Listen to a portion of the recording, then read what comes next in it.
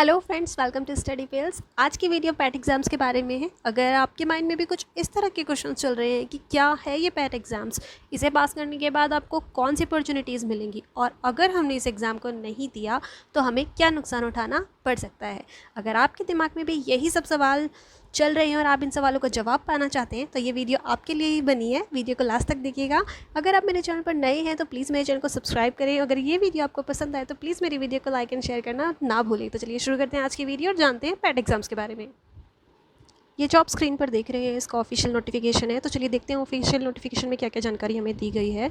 सबसे पहले इसके जो फॉर्म फिल होने की डेट है वो 25 मई है। 25 मई से इसके फॉर्म फिल होने शुरू हो गए हैं और इसकी लास्ट डेट 21 जून है। 21 जून तक आप इन्हें फिल कर लीजिएगा। अगर आपसे फिल करने में कोई प्रॉब्लम कोई मिस्टेक हो जाती है तो आप उसे 28 जून तक सुधार भी सकते हैं। नेक्स्ट देखते हैं इसमें क्या क्या बताया गया है। इसमें देखिए ऑफिशियल वेबसाइट आपको बता दी गई है upsc.gov.in। अगर आप इस फॉर्म को फिल कर सकते हैं तो ऑफिशियल वेबसाइट से इस फॉर्म को फिल कर सकते हैं। अदरवाइज़ मैं डिस्क्रिप्शन में आपको लिंक दे दूँगी जहाँ से आप डायरेक्ट फॉर्म को फिल कर सकते हैं।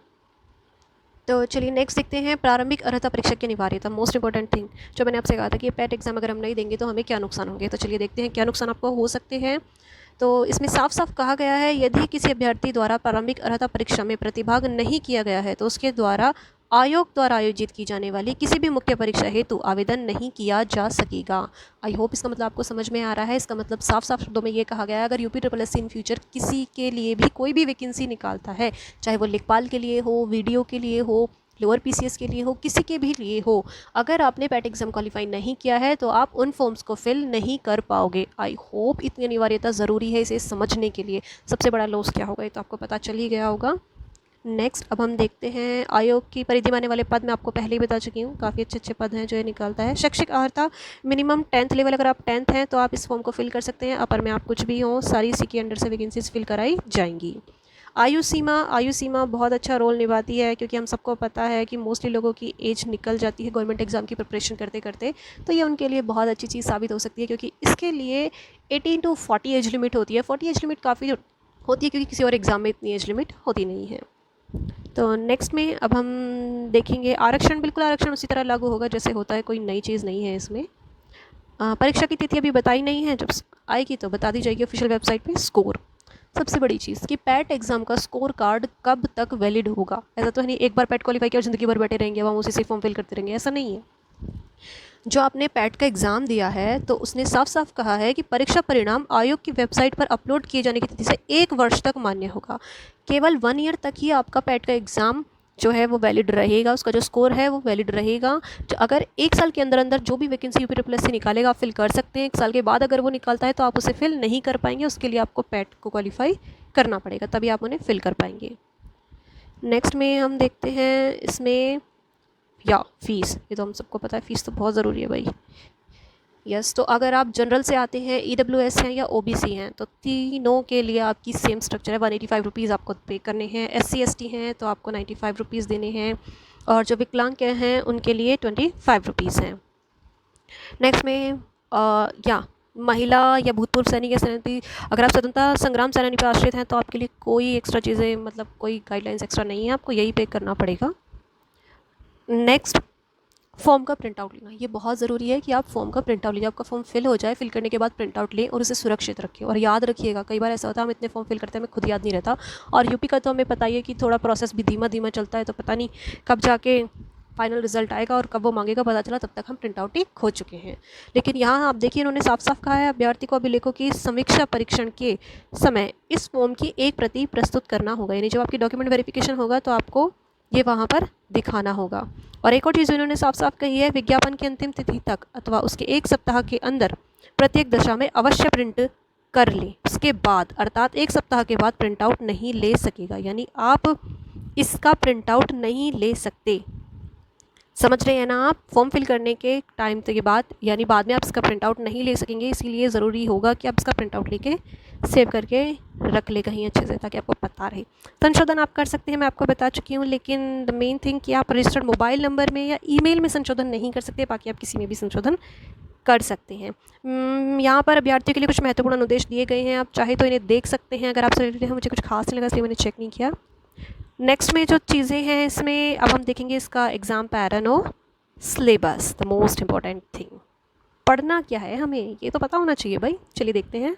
100 क्वेश्चंस हमसे एग्जाम में पूछे जाएंगे जो 100 मार्क्स के होंगे, और एग्जाम को सॉल्व करने के लिए हमें 2 आवर्स का टाइम दिया जाएगा। इसमें कोई स्पेशल सेक्शन नहीं है कि मैथ्स से 25 क्वेश्चन आएंगे जैसे मोस्टली यूपीएससी पहले लेता था, लेकिन अब इस तरह से नहीं है। एक पूरा पेपर दिया जाएगा 100 क्वेश्चंस का और हमें उन्हें सॉल्व करना होगा, कुछ इस तरह से होगा। तो चलिए अब हम इसके सिलेबस की तरफ चलते हैं। सिलेबस में आप देखिए इंडियन हिस्ट्री है। इंडियन हिस्ट्री से टोटल 5 मार्क्स के क्वेश्चन पूछे जाएंगे। इंडियन हिस्ट्री में सारे टॉपिक हैं जो आपको कवर करने हैं। सिंधु घाटी सभ्यता, वैदिक संस्कृति, बौद्धिक संस्कृति, ये सभी सारी चीज़ें हैं जो आपको कवर करनी है।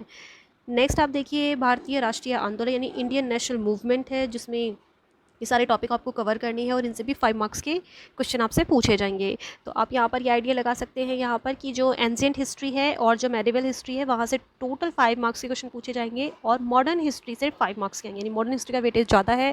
और अगर हम टोटल हिस्ट्री को देखें तो 10 मार्क्स के क्वेश्चन टोटल हिस्ट्री से आने वाले हैं। अब हम नेक्स्ट देखते हैं।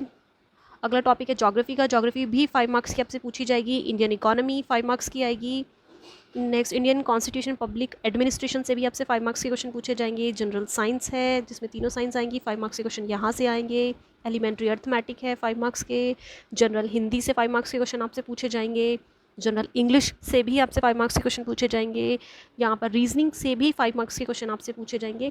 और एक चीज़ का आप ध्यान रखें कि आप जो भी सिलेबस है उसको ध्यान से पढ़ें और ध्यान रखें कि आपको किस किस टॉपिक को कवर करना है। ये चीज़ सबसे ज़्यादा ज़रूरी है यहाँ ध्यान रखने के लिए। तो इन पर आपको फोकस करना है और इन्हीं चीज़ों को आपको समझना है। नेक्स्ट में आप देखिए करंट अफेयर्स काफ़ी ज़्यादा वेटेज रखती है, 10 मार्क्स के लिए आने वाली है। जनरल अवेयरनेस है जो ये भी 10 मार्क्स के लिए आपसे पूछी जाएगी। और अगर आप जनरल अवेयरनेस के टॉपिक्स देखें तो आपको बिल्कुल मिसलेनियस लगेंगे कि जो मिसलेनियस वाला टॉपिक है उसका वेटेज आप देख ही रहे हैं, पूरा 10 मार्क्स का है। यानी ये सारी चीज़ें आपको कवर करनी पड़ेंगी और आपको 10 मार्क्स दिलाएंगी। तो इन्हें ज़रूर ध्यान रखिएगा, इन्हें अंदर से भी पढ़िएगा। अपठित हिंदी गद्यांश विवेचन और विश्लेषण, इसमें 2 गद्यांश आपसे पूछे जाएंगे और दोनों पर 5 क्वेश्चन उन पर बेस्ड होंगे, तो 10 मार्क्स के क्वेश्चन आपसे पूछे जाएंगे। ग्राफ की व्याख्या विश्लेषण कराया जाएगा, 2 ग्राफ आएंगे जिन पे 5 मार्क्स के क्वेश्चन पूछे जाएंगे और 10 मार्क्स के ग्राफ आने वाले हैं। तालिका की व्याख्या एवं विश्लेषण कराएंगे, 2 तालिका आपको देंगे और दोनों पर 5 क्वेश्चन बेस्ड होंगे, तो 10 मार्क्स के क्वेश्चन यहाँ से आपसे पूछे जाएंगे। तो ये हुआ आपका पूरा एग्जाम का सिलेबस और उसका पैटर्न कि किस तरह से क्वेश्चन पूछे जाएंगे, क्या क्या सिलेबस में आने वाला है। तो अब आप ये देखिए कि जो एग्ज़ाम है उसका डिफ़िकल्टी लेवल क्या रहेगा, जो क्वेश्चंस हैं उनका डिफ़िकल्टी लेवल क्या रहने वाला है। उसका डिफ़िकल्टी लेवल एनसीईआरटी द्वारा निर्धारित सेकेंडरी और सीनियर सेकेंडरी स्तर का होगा। और जो आपके क्वेश्चंस हैं वो आपसे ऑप्शनल पूछे जाएंगे। और सबसे ज़रूरी चीज़ नेगेटिव मार्किंग, जी हाँ इसमें नेगेटिव मार्किंग है और वो भी 0.25 की नेगेटिव मार्किंग इसमें रहेगी। तो आप एमआई किसी भी क्वेश्चन पे टिक नहीं कर सकते हैं, आपको थोड़ा ध्यान रखना पड़ेगा और सिलेबस को देखकर अच्छे से तैयारी आपको करनी पड़ेगी। तो चलिए फ्रेंड्स, आज की वीडियो में सिर्फ इतना ही। अब मैं मिलूंगी आपसे अपनी नेक्स्ट वीडियो में। Till then bye bye, take care and keep learning and या don't forget to like share subscribe my channel.